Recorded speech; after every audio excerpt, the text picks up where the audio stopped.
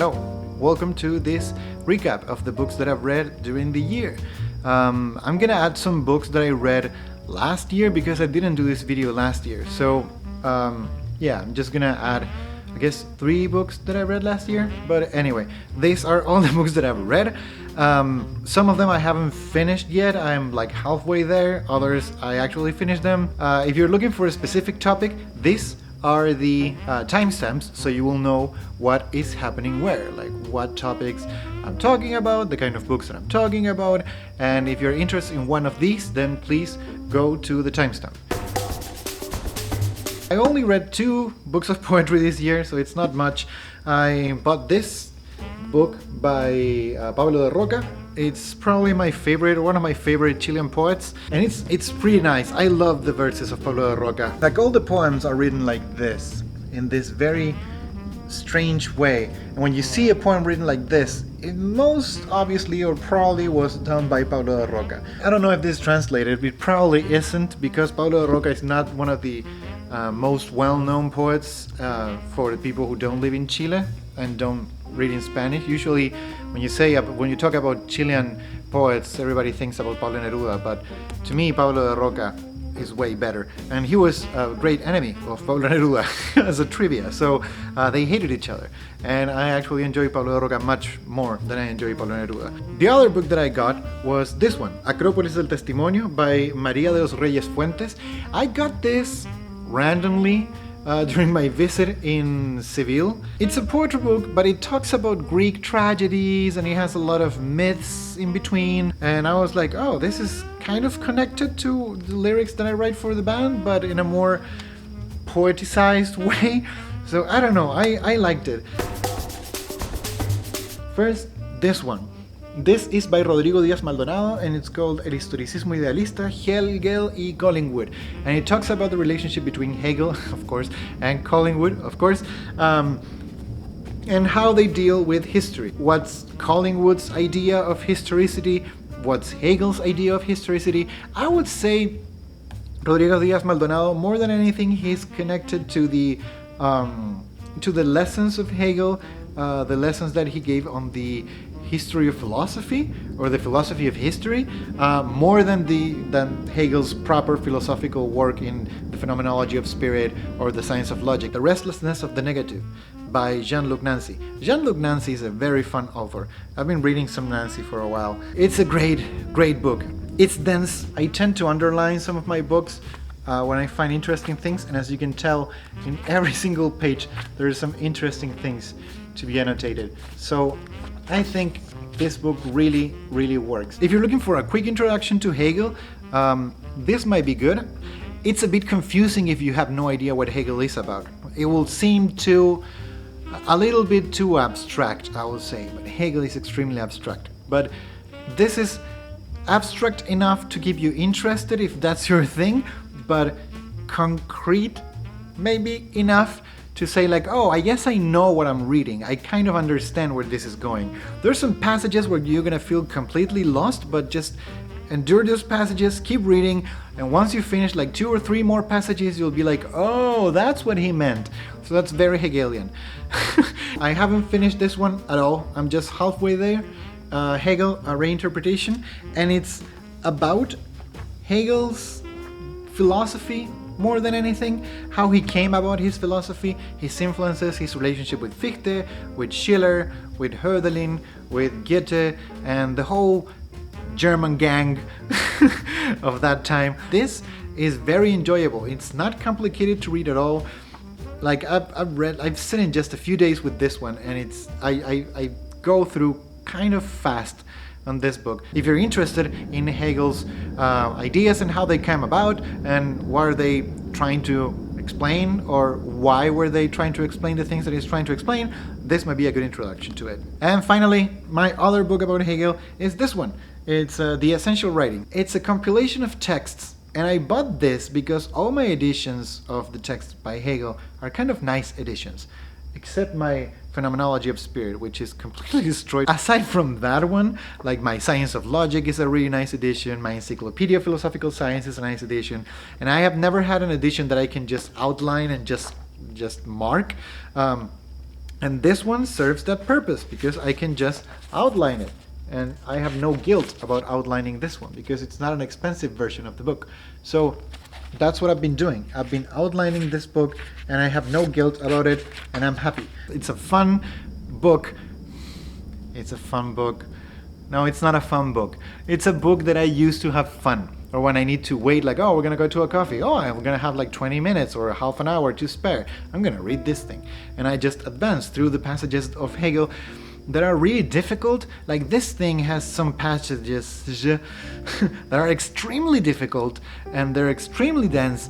And since it's in this format and they're like aside from all the rest of the system, it feels like for some reason, I feel like they're easier to understand when they're disconnected from the whole thing. If you have never read Hegel and you're kind of scared of tackling like a whole book, this might be an option. I would personally recommend you to go straight for the phenomenology of spirit, but if you don't want to do that or you have heard it's too difficult, don't worry, this can be a good option. Years ago I read most of Ibsen's plays. I will say, yeah, like around 80% of them. And this collection is very cool. It has 4 of the classic Ibsen plays. It has A Dollhouse, The Wild Duck, Hedda Gabler, and The Master Builder. This doesn't have ghosts. That's the other classical play by Ibsen that I really like. And I also really like Peer Gynt. So those are kind of my favorite Ibsen plays. But also A Doll's House and A Wild Duck and Hedda Gabler are pretty good. If you have never read Ibsen, do yourself a favor and get probably this one because it has A Doll's House, and A Doll's House is like the most quintessential Ibsen play you can read. So yeah, pretty good. Shakespeare in America, and it was written by James Shapiro. I took a class with James Shapiro at Columbia, and man, James Shapiro is amazing. He's a great teacher, and he made this book which is really like a compilation of information about Shakespeare. So it has some pictures about some staging of the plays, some adaptations of Shakespeare, and more than anything, this book is a collection of texts of, you know, short stories, articles, letters, poetry, different things that have to do with Shakespeare. And more than Shakespeare, they have to do with the reception that Shakespeare has had in America. And I mean, the United States of America. And more than anything, what this book does is, by the way in which it's organized and the material that it has, it shows you how the idea of Shakespeare or the concept of Shakespeare has been a very, I'll say, important tool for developing the culture or the highbrow culture in the US. That's a great book, and it also connects with this other book. It's called, as you can tell, Shakespeare in America.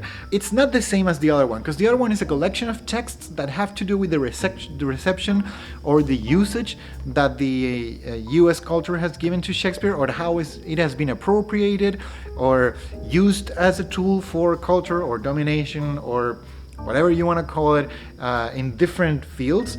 This, on the other side, is more or less like a transition, how Shakespeare was imported into the US, the kind of the first plays that were done, the most important performers, some articles about it. It's more like a historic recollection of Shakespeare's reception in the US, and it's really interesting. So I had no idea about this before taking the class, and I had to read these 2 books. This is more like an historical thing, so if you're into the historical side, this is the one for you. And if you're interested in like reading other people's opinions about Shakespeare and some other articles, and well, then this is the one for you. This book, it was written by J.L. Austin, How to Do Things with Words, and for many people, this is considered like the starter point of performance theory. So if you have no idea what performance theory is, at least in terms of where it originates, or for the North American or the US tradition, here it is. It goes through how words function in society, and how do we assign meanings to things, and how do meaning is conveyed, how do certain phrases, words, or ideas have force, and how is that force enforced in other people. My favorite example of this is, for example, when you go in and you're gonna be married, and you go in front of everybody and they ask you, would you like to be married, and is this forever? And you say yes. The act of saying yes, you're stating something, and you have a series of witnesses. And then that idea, like that performance, is important because that performance is binding. It's the same thing when you go into a trial and you say, like, do you swear to say the truth? And you make the oath and you say, yes, I swear I'm going to say the truth, whatever. That is also binding. All these things are binding. They're utterances, and those utterances have forces. Now, not all of them work. Sometimes we say things that we do not mean. Sometimes we make mistakes. So J.L. Austin goes through all the different moments and possibilities that he can find about when utterances do work or when they do not work, or when do we say something and we mean it or we don't mean it, what does it mean, etc., etc. It's not the kind of philosophy that I will read by myself, like I'm gonna have some great time and read this kind of book. But it's a very essential book. It's like the first book that you gotta read when you get into performance theory. Erich Feuerbach wrote this book, Mimesis. This is another book. It's like a staple. Not necessarily in the department of performance theory, but more in the English department. So everybody from the English department has to read this book at one point. Reality was over here, and the written word was over here, and they were not touching each other. Like the written works of art were not imitating reality. So at one point, these two things start, like if it's a timeline, at one point these two things start like connecting a little bit, and then at one moment they both connect, like for real. And once they connect, what do they do? Why are they connecting? How do they work? And it goes through different time periods, but in reality what Feuerbach does is he goes through different works of art, and then he uses them to explain how were they mimicking reality or not, and if they were mimicking reality, what kind of reality, because that's another thing. Like you can mimic the reality of the novelty, but you're ignoring the reality of the poor people. It goes through many authors. That's why the book is so long. He takes authors as representing like clusters of time, like condensing clusters of time into one author. So it goes from Don Quixote, and how Cervantes was talking about reality from that perspective, and if that perspective was actually talking about the real experience, everyday life experience of the people in Spain at that time or not, and then how it goes through in time. It's a really interesting book. I'm sorry for making this too long, but I really recommend that one. A bunch of people didn't like it because it's kind of too long, but if you read it and for example, if you don't like one of the styles or you're not interested in the conclusions, you can just skim read it and go to the next one. And it's going to be fine. Like the main argument works anyway. Another classic from performance theory. This is Schechner's Performance Theory, as the name clearly says it. Schechner is one of the most important academics in performance theory, like the classic US academics in performance theory. And he goes in this book through a way of understanding the relationships between theater, performance, ritual, and how are these connected or not, and where do these connect. And this book, I really enjoyed it. It's very good. It opened my mind in many ways. I had no idea about this because I had no idea about the theater tradition or the performance theory tradition here in the US. So this caught me off guard, and it was a great read. He goes through many things. How are we to understand performances in relationship to rituals, in relationship to theater, in relationship to reality, actuals? What are actuals, which are performances that are happening then and there? For example, a shaman is an actual, or a performance that's an actual could be like a sport event will be an actual, in which the people are performing in front of other people and are doing something, and they are actually doing the thing. They're not pretending to be doing the thing. Then he goes through how the written literary drama goes, scripts, rituals, performances, ethology. I mean, this is really good. I really liked it. And if you have no idea about performance theory, this is a great place to start. It doesn't feel like he's trying to demeanor you or trying to sound smarter than you all the time. It feels like it's guiding you in a friendly way through the topic. So, highly recommend it. Now, Schechner quotes quite a few times this other author, Victor Turner. This one talks mainly about the concept of the liminal and the liminoid.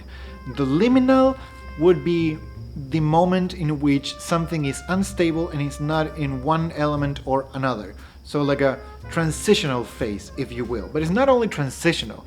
Like, it's important to define it as liminal because during liminality, metaphors arise and myths arise and symbolism arises in communities, and the liminal creates what Victor Turner calls communitas. And the communitas is the collection of people developing their own myths, developing their own rituals, creating rituals, maintaining rituals. And the liminoid is like a version of the liminal that is not really at where things are not really at stake. So for example, a real revolution will be a liminal phase, and they are going out on the streets, and the police kill somebody, and they take the pictures of that person, and they make like big signs, and they march, and it becomes like a martyr. That's the liminal phase. Like Chile right now is going through a liminal phase. And the liminoid will be kind of like that, but where things are not really at stake and where things are not going to be transformed in the end. Like, for example, a theater play. Anyway, that's what this book is about. This one goes on length and talks about social drama. Social dramas will be moments in which society gets, like the structure of society becomes jeopardized by some breach. Like there's a revolution happening, and how do the main system deals with revolutions? That's what this book is about. How do these kind of revolutions function? What functions do they serve? How do they work? How does power deals with those revolutions? For Victor Turner, in revolutions, the communitas, or the collection of people who are going through this liminal phase, construct this community of people, and they go against the system. So they are an anti-structure movement, an anti-structural movement. Anyway, those were the ones for performance theory. There's one more that I read this year, and it's this. It's about the Yoruba Rituals. I took a class on theater in global context, and I got really hooked on Yoruba Rituals. And Yoruba Rituals are rituals from the Yoruba religion, and they use masks, and they have a very liminal relationship. They create groups, they create myths, they have their own music, rituals. The music is very drum-centric. The rituals, they have masks, they dance for days, they have divinational systems. More important than anything is their relationship as community, how the rituals build the community, maintain the community, and how the community is enforced, and how the values of the community are enforced through the same rituals, and how those rituals have to do with their own mythology, their own ancestry, their relationship with some kind of plane of immanence. This is a great book too. Next up, this one has to do with revolutions. As you know, I've been really interested in what's happening in Chile currently with the whole uprising, and so I started rereading some documents and some books about myths and revolution, and I landed here. This is a book by Gerald Browning. It's called Art and Revolution, and it talks about the connection, of course, between art and revolution, but it's not as clear-cut as you might think. It's more connected to the idea of what a revolution is. The only thing that I'm not really happy about is that it sometimes it's about to define things, or it's getting somewhere, and then it just cuts through, and it goes in a long rant about, many times this happens, it goes in long runs about the Paris Commune. It has a lot of history. So if you're more like a history-oriented person, this book might fall right in your alley. It goes through Marxism, it goes through anarchism most than anything, and it goes especially through Deleuze, Foucault, and Guattari. It takes from Deleuze and Guattari the following idea. The machinery, right? The multinational network of the globalizing economy is a much more abstract machine intended to cover and control the whole planet, and thus the state apparatuses. The abstract machine has total peace as its object, a form of totalitarian terror called peace. Another important concept that it goes through is the concept of resistance against power, as power is an hegemony, and then you're resistant through a revolutionary machine against that state power. Well, we always think about power as the main thing, and revolution as the thing going against this big structure called power, or state power, or structural power. But we take power for granted, and revolution as the other thing, the thing that is going against the power. Well, here's taking some pieces of Deleuze and rereading them. It says, for Deleuze, power is to be understood principally as subordinate component in relationship to resistance. So resistance will be the main thing, and not power.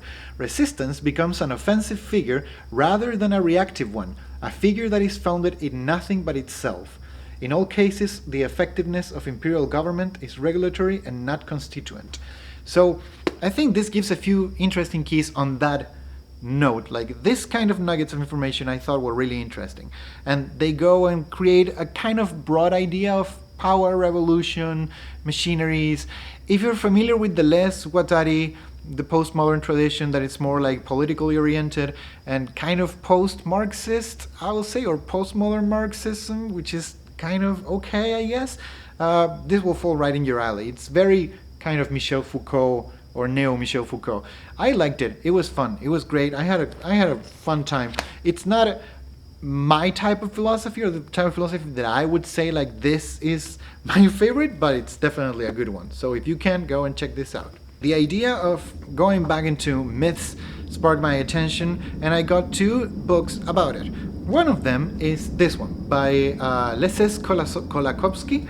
This is written in a very Kantian or Hegelian or Heideggerian way, meaning it's written in a convoluted way and it forces you to be extremely attentive to what the author is saying. So it takes some time to get used to the style. Even the author himself in the introduction says that he wrote this book inspired by the German idealism tradition, and he wrote it in Polish, and he translated it into German, and the German translation was fine, but then when he needed to translate it into English, it was a big hassle, and it was a big problem, and he said, if I had to write this book again, I'll write it in English directly, instead of making this translation, because the translation is really complicated, and it's unnecessarily convoluted. And I agree, it's unnecessarily convoluted. But it's a great read anyway. The main argument behind this is the idea of myths as something that is part of the way in which we understand the world, and it's part of our constitutive construction of categories in reality. And in a less abstract way, we can say that myths are what makes society possible. How? Well, this is what the book is about. It goes through the epistemological limits, how we are to understand our own ideas and limits, and how we are to think about those limits in visual, metaphorical, and symbolic ways, and how those visual, metaphoric, and symbolic ways we are able to trace them into myths, or how myths are constructed. The main theory is that the way in which myths are constructed, it's part of the blueprint of how we as society can evolve.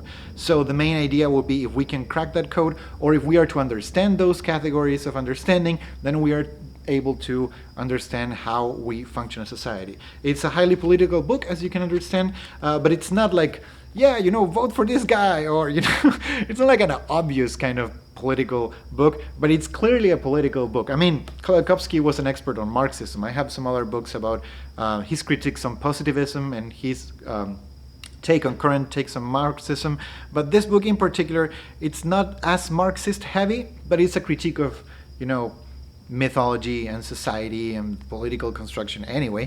So highly recommend that. This is probably one of my favorite books that I've read, even though I haven't finished it yet. But this is very dense, so you need to arm yourself with patience for this one. And this other book about mythology by Lawrence Hattab, and it's called Myth and Philosophy. I haven't finished this one. I'm at the beginning of it. The issue that I have with this book is that I thought it was going to be more similar to Kolakowski's book, but in reality it's like its own beast. It goes through Greek poetry and tragedy, myths, Plato, Aristotle. I thought I would get from this what I got from Kolakowski, even though this is much better written. Like, this book you can read way faster than the other one, way faster, and it's much clearer in its explanations.